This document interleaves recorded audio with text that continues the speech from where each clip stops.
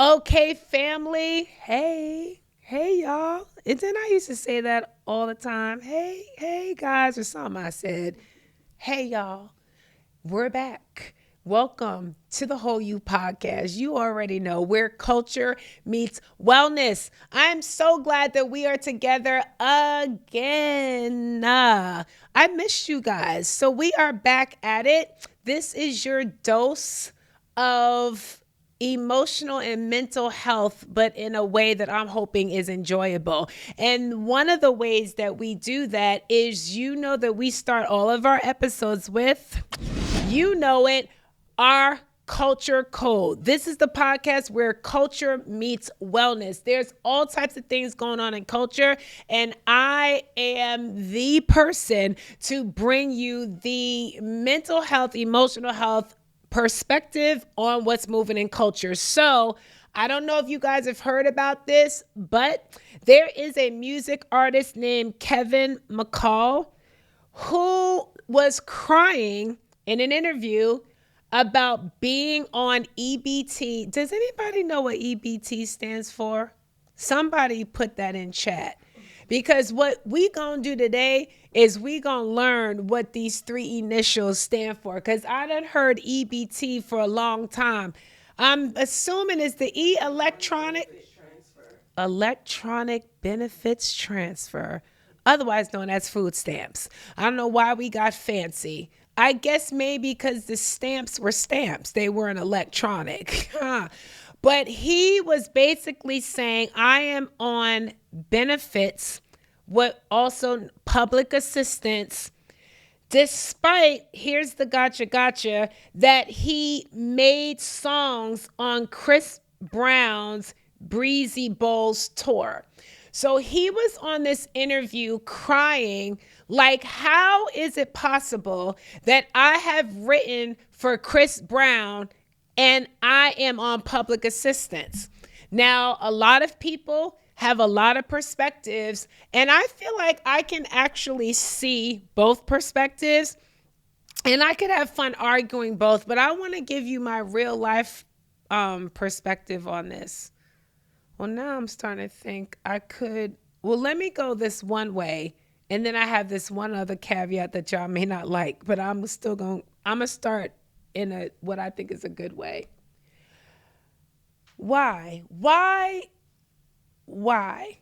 It leads me to ask a couple of probing questions. How much are these artists paying people? I want to talk about this. Let's just go ahead and expose something that I think that has been happening in the entertainment industry, even though it happens in other contexts as well, that is not talked about. And that is the manipulation that is occurring when we want people to just be excited, and excitement has never paid a bill in life. When people are famous, they think that a part of your payment is, watch this, the opportunity. I have a witness, say amen so they can hear you.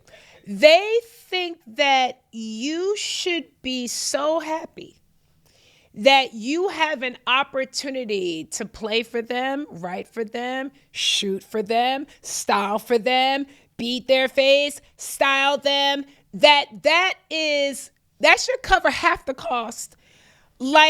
So this is a privilege. And so I don't think that they are really paying people, one, what they're worth, and number two, what they can afford. You know what else is wild to me now that we're on this topic? Even though I'm like, should I complain about this? Because hopefully this will be my experience in the future. Why do rich people get free things? All the things that rich people have, they got for free.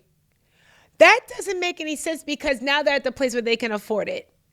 I think that we need to switch that, and people that cannot afford things need to receive things for free, and people who are rich need to pay full price. Why is it that now that they are wealthy, you all are, and I get it's like promotion, all of those marketing nuances, but this is absolutely ridiculous because that moves these famous rich people into this realm of Kevin probably could have got $2 for some, and actually now this is also, I'm starting to get triggered now from what I was talking about earlier today.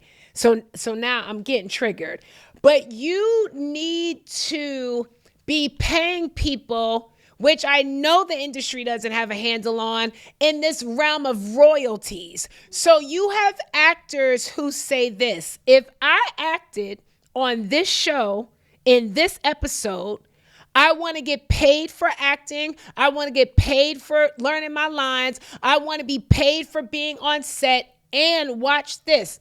Every time this entity airs this episode, you got to give me a check, because I'm starting to get upset. The advertisers are getting paid every single time by people literally buying their products, which is why they pay the television show to be able to have their commercial playing during the repeat of this episode. It's a business. This is business, family. Business is about dollars and cents. And at the end of the day, if it is that you have to keep on paying somebody because you're continuing to show their work, then I want to know, how many times did Chris Brown make money off of something that Kevin McCall wrote in the song? I want to know. How many times? And why is it that this stuff is not still yet ironclad and Nakatomi tight? Where are these people's unions? Why is there not a writers union, a creatives union? What is going on that we just allow people? Now, this is the other caveat to this. I have heard celebrities that I know have said, and this is their pushback, and I understand it, no, you need to make the opportunity work for you. And so, yes, a part of what I'm paying you is the fact that I'm allowing you to come onto this project, and you can utilize the fact that you're on this project to get more opportunities. Or so they're saying that money is going to start coming to you because you were able to be featured within my realm of influence. I can agree with that. What I'm suggesting is that we percentage all of this out from a union standpoint. How much of the influence, or what is that called when someone hears about you because your work was connected to their work? Is there an actual phrasing for that? Word of mouth could be one, for lack of sophisticated word, because the reality is that when you do something for someone, if you have an audience that you have curated, and then you do something for someone that has a larger audience than you, now you do have more eyes on your work because of that individual. Or even, watch this, if the individual does not have more influence than you, they still have a different audience than you, which means that your work is still being seen in other places. I agree that that is a positive thing. The question is, what is the percentage on that? What is the percentage on that? How is it that somebody can write and record and mix and master and do all of these things for people who are ultra rich? We're not talking about just famous. We're talking about Chris Brown is richy rich. So are we underbidding? Are we undercutting ourselves with our initial price? Are we? And let me tell you the other thing that happens. My husband could talk about this, and if he was here, he would have a major attitude.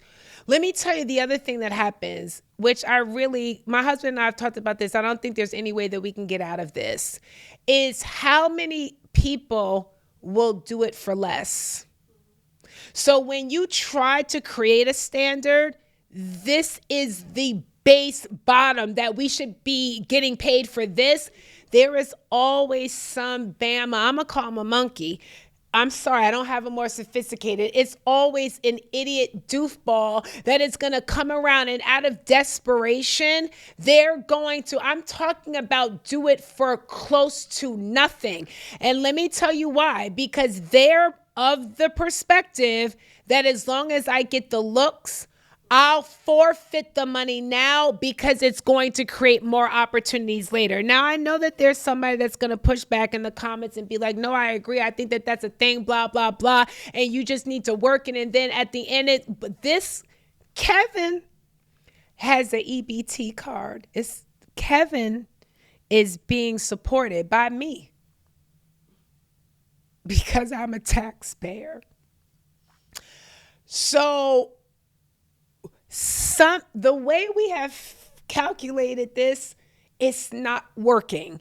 And what I'm saying is I would love for us to see how we can literally start to be more strategic, family, about what is the pay scale, what is the pay range, and also that's called, is it residuals?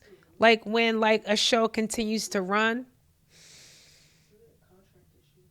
It's a contract issue.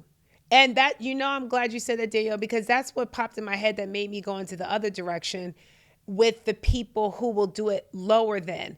Because you know what else they'll do? They'll do it without a contract.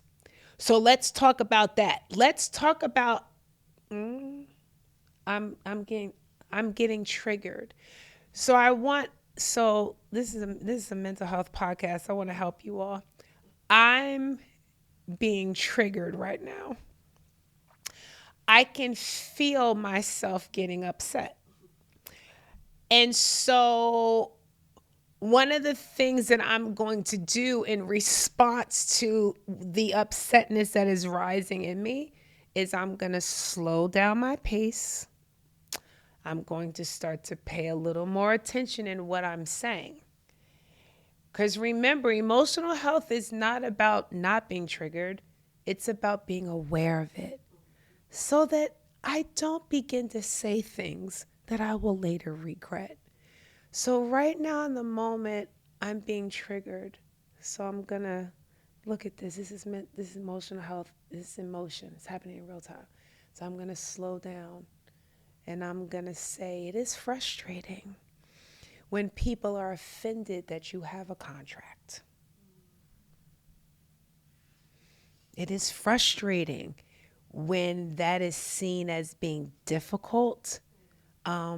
You're doing the most when you're trying to be an entrepreneur. You're trying to be a business person. When they say to you, what's your fee? And you say, what is it that you need? And they're like, what do you mean? What's your fee? I don't have a fee of life. I don't know everything that you are asking for. I don't have a Kalita fee.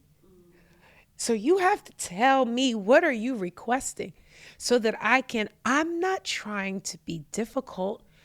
It's just, we have to be clear about what it is that you desire. And then just the fact that I'm making you wait to get you the quote. This is the other thing. You can't give a quote because they're offended that you have the gall to give them a quote. And if the quote is designed nice, then you're more difficult. God forbid that there's anything aesthetically pleasing on the quote. It is translated to the mediocre as you're doing too much. So let me tell you what they will do. They will go find somebody, some rascal, someone in a ditch. I'm being dramatic, but I'm going to keep going.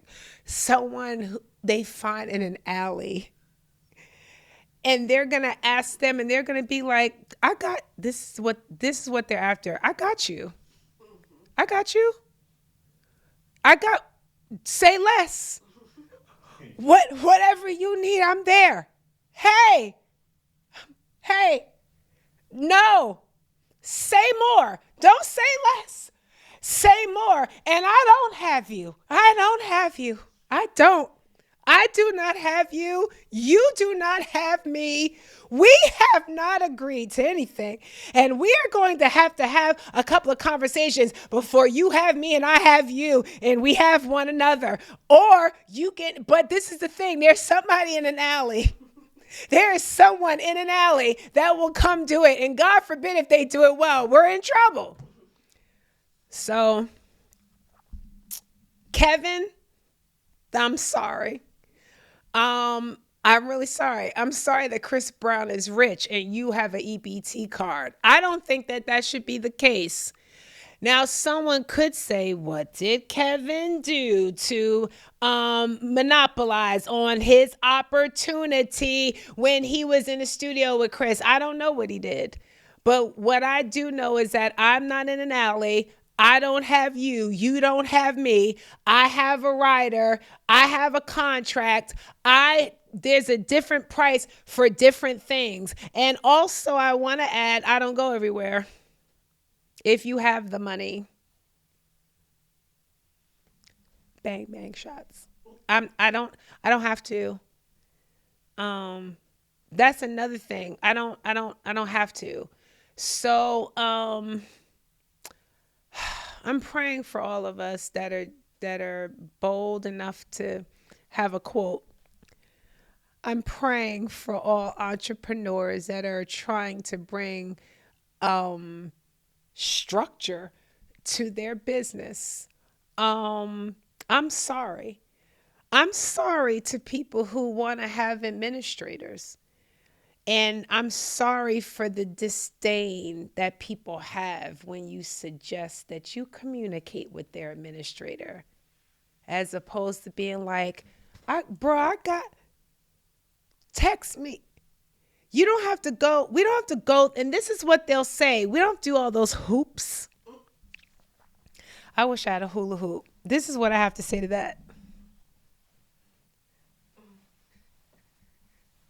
I have a hoop. I have a hoop. I have a hoop. Because in order to scale, you have to have a hoop. In order to go to the next level, you have to have a hoop. And not only do you have to have a hoop, this is hilarious. You probably gonna have to have more than one hoop. But I do want to say this as a source of encouragement, and I mean this real talk. Do not allow people to force you out of creating a business for yourself. If that is their perspective, then that's not the client for you. I need you to feel like you're not losing anything, because watch this. All money's not good money. So there you go.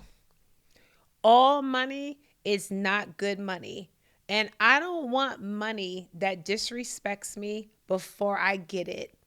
I feel like preach. I feel an anointing coming upon me. Even right, this is going to help somebody right through here. I do not want any money if I have to be disrespected first to get it. Go ahead and keep your money, because you know how they say, I don't want dirty money? Let's start a new phrase. I don't want disrespectful money. I'm good. You can keep it. I'm just going to believe that God's going to come another way. Oh, wasn't that mighty? That's going to set somebody free. Well, I would say, Kevin, drop your Cash App into the chat. But y'all send positive thoughts to Kevin. And if you work with Chris Brown, you need to have a contract, okay? All right. Now, y'all know what time it is. It's Ask Dr. K, yes? And so you guys know I have not heard this question. I'm hearing it the same time you're hearing it, but let's see if we can answer it. The question is, how do you heal from a relationship that never had closure?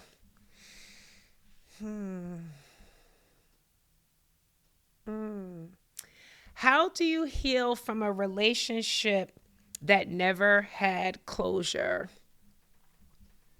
Okay, this is very layered. So let's first talk about what the lack of closure brings, because I think it causes the healing to be multi layered. It is not as simple as people try to make it. This is good. The first thing you have with a lack of closure is one word, and that's the word abandonment. And so before people can begin a process of grieving that the relationship is no more, the first thing that they have to begin to wrestle with is just the feelings of being abandoned, or, if you will, being dropped. And so that's the reason why there is so much dialogue, especially now in culture, about this word ghosting, right?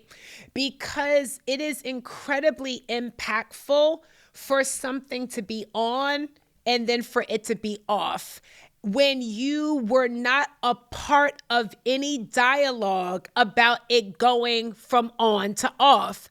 And what happens is that when people are not honest about how they are feeling about things over a period of time, then the reason why that is dangerous and also unfair and immature and unhealthy is that you're being disingenuous and almost, I want to say, borderline deceitful, because you're continuing to interact with someone with all of these things in your mind and in your heart, and you are not sharing with that individual the truth of how you are feeling. And so while you're over here on the side, combing through all of these emotions by yourself without the person being able to offer feedback or perspective, or just you being able to experience their lens on things, you're building up all of this stuff. But while you're building it, you're also processing through it. And so you have the opportunity to think through, to comb through. You yourself might have actually gone through your own grieving process. And the whole time, the other person on the other side of the relationship has no idea that this is happening. They think that this is not healthy. They think that everything is fine. That is the reason why the healing process can become so difficult for them.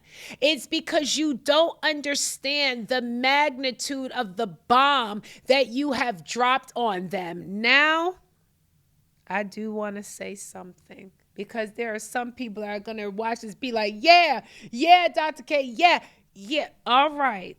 Now let me come from another direction. You need to have enough emotional intelligence to pay attention to signs. Sorry. I know it had gotten really good, and now the other shoe done dropped. But you have a responsibility, watch this, to not live your life in constant emotional denial. That there have possibly been signs, and you yourself have been avoiding those signs. Things have felt different, they have sounded different, and out of fear, out of a lack of courage, and out of strictly a refusal to accept, you have not made a move on the movements that may not have been verbal, but they were very loud in behavior. And so there were things that you yourself could have spoken up about, but you chose not to, which means that you continue to participate in something that was turning unhealthy, and you didn't have the same courage that you might be sitting thinking that the other person should have had. We have got to talk more in our relationships. And let me tell you why that is so incredibly important. There are some relationships that come to a close because it was the season truly for them to come to a close. Then there are relationships, watch this, that were just mismanaged. They were poorly stewarded. And that means that the relationship ended before its expiration date. Or it ended, or really it was killed, because it wasn't God's intention for it to actually end at all. Relationships do not manage themselves. Let me say that one more time.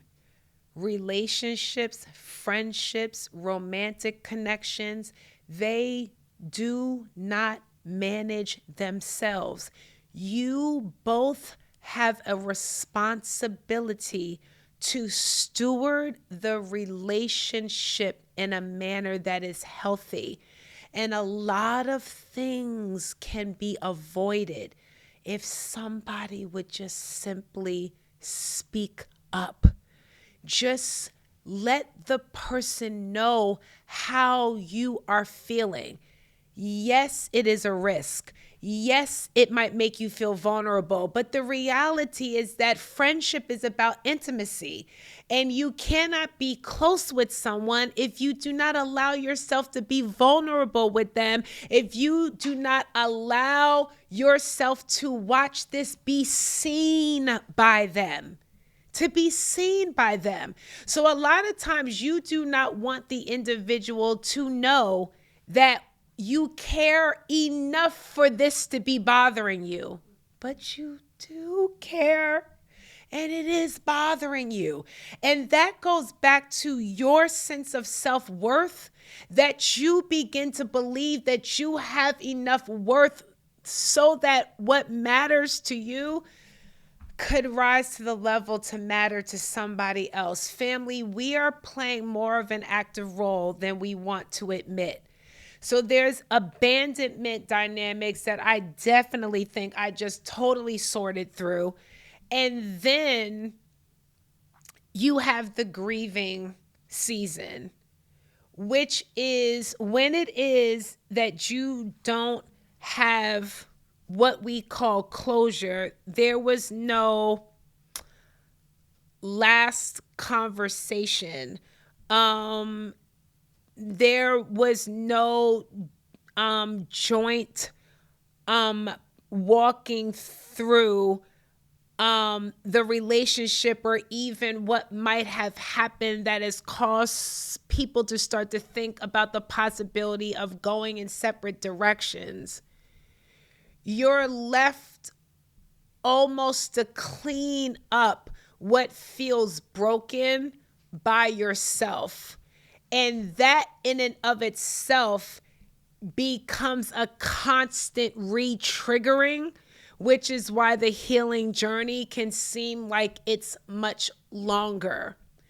But one of the things that I can offer to you that might help just a little bit, and again, I'm not trying to dismiss the magnitude of your feelings, and I'm not necessarily trying to shoot anyone bail, if you will, that may not all the way deserve it. But what I am saying is that if you do not release this, the other person has moved on with their lives and you are still stuck. So there's one word that I want to give to you, which is a major, major word in the realm of emotional health that people really need to start embracing, because it will be a lifeline. And that's the word capacity.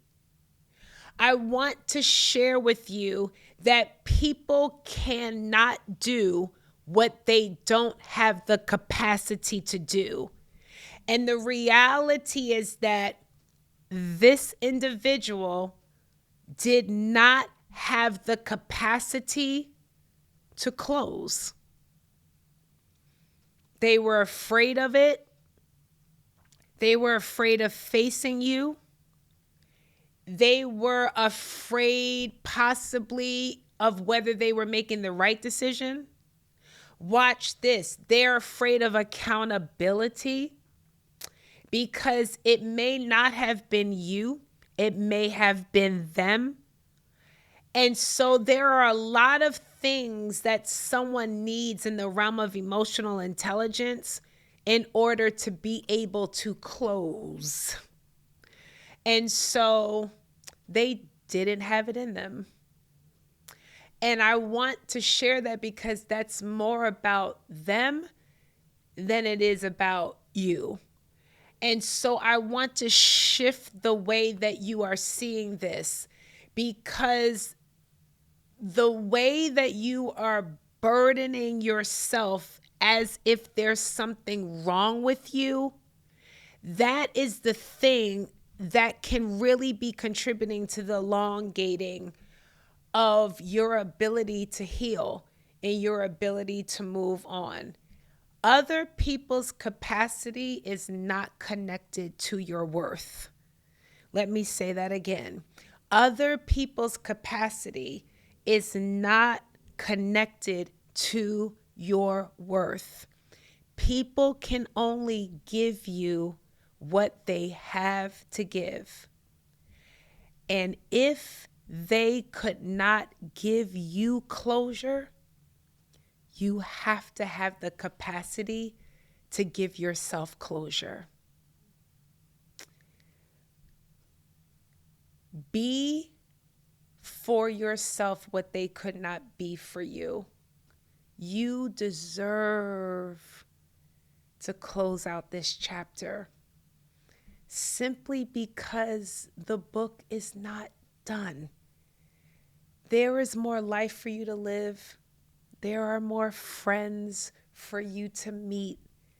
There could be the love of your life that is waiting for you on the other side of you choosing to bring this past season to a close. And so I hope that this encourages someone that's watching today. If they didn't give it to you, I want you to give it to yourself. Okay? All right, family, listen, this is another episode of The Whole You. I hope that something that was said today was helpful, is another tool in your belt, shifts your perspective, reframes the way that you're seeing things, people, and most importantly, yourself. This is what we do, fam. We do all things emotional health here. And so you know what I'm about to say. I want you to like, I want you to comment, and I want you to share. Can you do me a favor? Drop a comment in the comment section. Let me know how this episode was impactful for you, what things jumped out at you, just because I literally want to hear from you guys. But I don't take it for granted that you spend time out of your life, because I always say your time is your life. So thank you for giving a piece of your life to our conversations that we have here on the Whole You Pod. So I love you. I'm going to see you next time. And stay well, stay healthy, stay whole.